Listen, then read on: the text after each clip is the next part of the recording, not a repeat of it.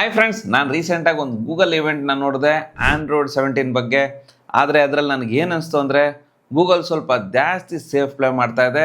Honestly ನಾನು ಯೋಚನೆ ಮಾಡ್ತಾ ಇರೋ ವಿಷಯ ಸರಿ ಇದೆ. ಯಾಕಂದರೆ ಆ್ಯಪಲ್ ಜೊತೆ ಏನಾಯಿತು ಅನ್ನೋದನ್ನು ಗೂಗಲ್ ಅವಾಯ್ಡ್ ಮಾಡಬೇಕು ಅಂತ ನೋಡ್ತಾ ಇದೆ. ನಾನು ಮಾತಾಡ್ತಾ ಇರೋದು ಆ್ಯಪಲ್ ಇಂಟೆಲಿಜೆನ್ಸ್ ಬಗ್ಗೆ. ಆ್ಯಪಲ್ ಇಂಟೆಲಿಜೆನ್ಸ್ ಒಳಗಡೆ ಎಷ್ಟು ದೊಡ್ಡ ದೊಡ್ಡ ಪ್ರಾಮಿಸಸ್ ಆಯಿತು ಅಂತ ನಿಮಗೆಲ್ಲ ಗೊತ್ತು. ಆ್ಯಪಲ್ ಅಂದರೆ ತುಂಬ ಪವರ್ಫುಲ್ AI ಟೂಲ್ ಕೊಡ್ತೀವಿ ಅಂತ. ಆದರೆ ಕೊನೆಗೆ ಏನಾಯಿತು ಅಂತ ಎಲ್ಲರಿಗೂ ಗೊತ್ತಿದೆ. ಅದಕ್ಕೆ ಗೂಗಲ್ ಇವೆಂಟ್ನಲ್ಲಿ ಹೇಳಿದೆ ಗೂಗಲ್ ಇಂಟೆಲಿಜೆನ್ಸ್ ಒಳಗಡೆ ಫೀಚರ್ಸ್ನ ನಿಧಾನವಾಗಿ ಆ್ಯಡ್ ಮಾಡ್ತೀವಿ ಅಂತ. ಮತ್ತು ಆಂಡ್ರಾಯ್ಡ್ 17 ಲಾಂಚಲ್ಲಿ ನನಗೆ ತುಂಬ ಇಂಪಾರ್ಟೆಂಟ್ ಏನನ್ನಿಸ್ತು ಗೊತ್ತಾ, ಗೂಗಲ್ ಆಂಡ್ರಾಯ್ಡ್ನ ಆಪ್ರೇಟಿಂಗ್ ಸಿಸ್ಟಮ್ ಥರ ಪಿಚ್ ಮಾಡಲಿಲ್ಲ, ಅದೊಂದು ಇಂಟೆಲಿಜೆನ್ಸ್ ಸಿಸ್ಟಮ್ ಥರ ಪಿಚ್ ಮಾಡಿದ್ದಾರೆ. ಮತ್ತು ಡಿಫ್ರೆನ್ಸ್ ಏನು ಗೊತ್ತಾ, ಒಂದು ಇಂಟೆಲಿಜೆನ್ಸ್ ಸಿಸ್ಟಮ್ ನಮ್ಮ ಯೂಸೇಜ್ ಪ್ಯಾಟ್ರನ್ನ ಅಂಡರ್ಸ್ಟ್ಯಾಂಡ್ ಮಾಡಿ ಅದ್ರ ಪ್ರಕಾರ ಎಲ್ಲ ವಿಷಯವನ್ನು ಟ್ಯೂನ್ ಮಾಡುತ್ತೆ. ನಾನು ಒನ್ ಬೈ ಒನ್ ಎಲ್ಲ ಗೂಗಲ್ ಜೆಮಿನಿ ಇಂಟೆಲಿಜೆನ್ಸ್ ಫೀಚರ್ಸ್ನ ನಿಮಗೆ ಹೇಳ್ತೀನಿ. ಆ ಫೀಚರ್ಸ್ನಲ್ಲಿ ನಮ್ಮ ಲೈಫ್ನ ತುಂಬ ಚೇಂಜಸ್ ಮಾಡುತ್ತೆ. ನಿಮ್ಮ ಹತ್ರ ಪಿಕ್ಸೆಲ್ ಫೋನ್ ಅಥವಾ ಸ್ಯಾಮ್ಸಂಗ್ ಫೋನ್ ಇದ್ದರೆ ನಿಧಾನವಾಗಿ ಆ ಫೀಚರ್ಸ್ನ ನಿಮ್ಮ ಫೋನ್ಗೆ ಬರುತ್ತೆ. ನೀವು ಆಂಡ್ರಾಯ್ಡ್ ಫ್ಯಾನ್ ಆಗಿದ್ರೆ ನಿಮಗೆ ಗೊತ್ತಿರುತ್ತೆ, ಪ್ರತಿಯೊಂದು ಆಂಡ್ರಾಯ್ಡ್ ವರ್ಷನ್ ಒಂದು ಸ್ವೀಟ್ ಎಸ್ನಲ್ಲಿ ಬರುತ್ತೆ. ಈ ಬಾರಿ ಇಂಟರ್ನಲ್ಲಿ ಆಂಡ್ರಾಯ್ಡ್ 17ನ ಸಿನಿಮಾನ್ ಬನ್ ಅಂತ ಕರಿತಿದ್ದಾರೆ.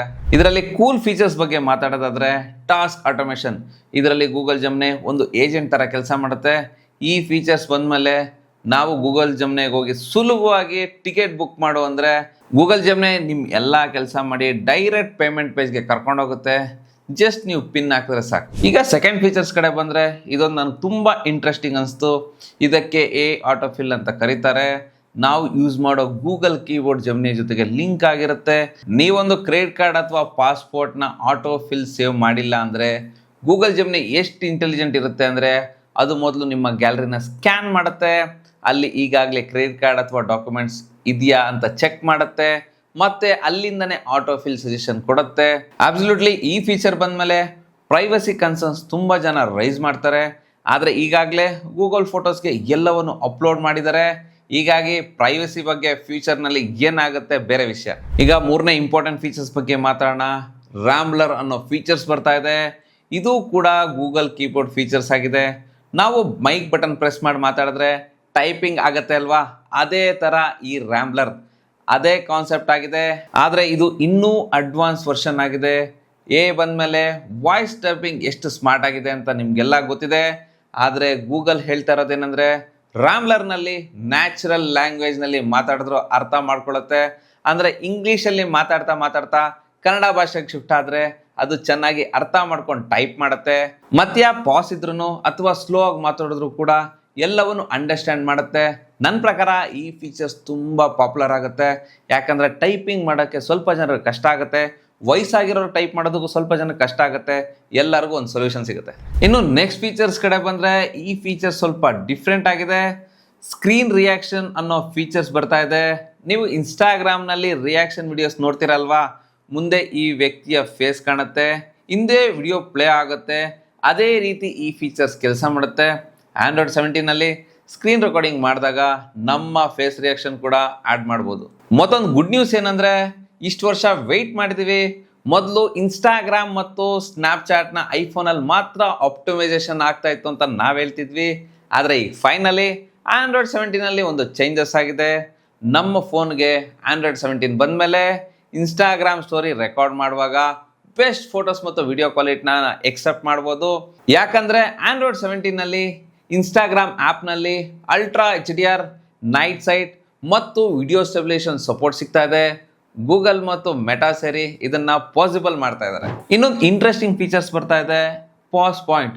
ಇದು ಪರ್ಸ್ನಲಿ ನಾನು ಯೂಸ್ ಮಾಡ್ತಾ ಇದ್ದೀನಿ. ಯಾವುದೇ ಆ್ಯಪ್ ಲಿಮಿಟ್ ಸೆಟ್ ಮಾಡ್ಕೊಳ್ಬೋದು.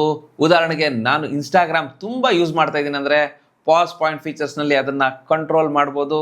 ನೆಕ್ಸ್ಟ್ ಟೈಮ್ ನಾನು ಇನ್ಸ್ಟಾಗ್ರಾಮ್ ಓಪನ್ ಮಾಡಿದಾಗ ತುಂಬ ಸಮಯ ಯೂಸ್ ಮಾಡ್ತಾ ಇದ್ರೆ ಆಂಡ್ರಾಯ್ಡ್ 10 ಸೆಕೆಂಡ್ಸ್ ಆ್ಯಪ್ನ ಯೂಸ್ ಮಾಡೋಕ್ಕೆ ಅಲೋ ಮಾಡೋದಿಲ್ಲ. ಆ 10 ಸೆಕೆಂಡ್ಸ್ನಲ್ಲಿ ಬ್ರೀತಿಂಗ್ ಮಾಡಿ, ಫೇವ್ರೇಟ್ ಫೋಟೋಸ್ ನೋಡಿ ಅಥವಾ ಬೇರೆ ಆ್ಯಪ್ಸ್ನ ಯೂಸ್ ಮಾಡಿ ಅನ್ನೋ ಸಜೆಷನ್ ಕೊಡುತ್ತೆ. ಆಗ ಸ್ವಲ್ಪ ಪಾಸ್ ಸಿಗುತ್ತೆ. ಇದರಲ್ಲಿ ಇನ್ನೊಂದು ಕ್ರೇಜಿ ಸೆಟ್ಟಿಂಗ್ಸ್ ಏನಂದರೆ ನಾನು ಇನ್ಸ್ಟಾಗ್ರಾಮ್ ಓಪನ್ ಮಾಡಲು ಹೋದಾಗ ಫೋನ್ ರೀಸ್ಟಾರ್ಟ್ ಆದಮೇಲೆ ಮಾತ್ರ ಓಪನ್ ಆಗುತ್ತೆ. ಇದನ್ನು ಕೂಡ ನೀವು ಸೆಟ್ ಮಾಡ್ಬೋದು. ಬಿಲೀವ್ ಮೀ, ಇದೊಂದು ಎಡಿಕ್ಷನ್ ಇರೋರಿಗೆ ತುಂಬ ಯೂಸ್ಫುಲ್ ಆಗುತ್ತೆ. ಇವೆಲ್ಲ ಆಂಡ್ರಾಯ್ಡ್ 17ನಲ್ಲಿ ಬರೋ ಸೂಪರ್ ಇಂಟ್ರೆಸ್ಟಿಂಗ್ ಫೀಚರ್ಸ್ ಆಗಿರ್ತವೆ. ನಮ್ಮ ಫ್ಯೂಚರ್ ಇವುಗಳ ಮೇಲೆ ಡಿಪೆಂಡ್ ಆಗಿರುತ್ತೆ. ನಾನು ಹೇಳಿದ ಈ ಫೀಚರ್ಸ್ ನಿಧಾನವಾಗಿ ನಮ್ಮ ಫೋನ್ಗಳಿಗೆ ಬರುತ್ತೆ.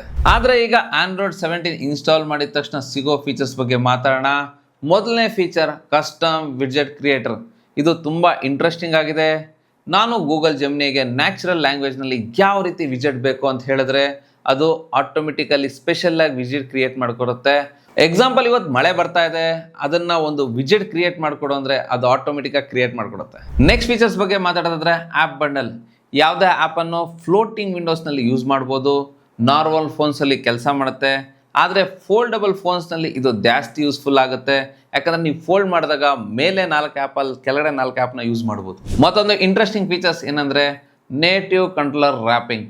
ನಿಮ್ಮ ಫೋನ್ಗೆ Xbox ಅಥವಾ PS5 ಕಂಟ್ರೋಲರ್ನ ಕನೆಕ್ಟ್ ಮಾಡಿದ್ರೆ ಬಟನ್ಸ್ನ ರೀಮ್ಯಾಪ್ ಮಾಡ್ಬೋದು.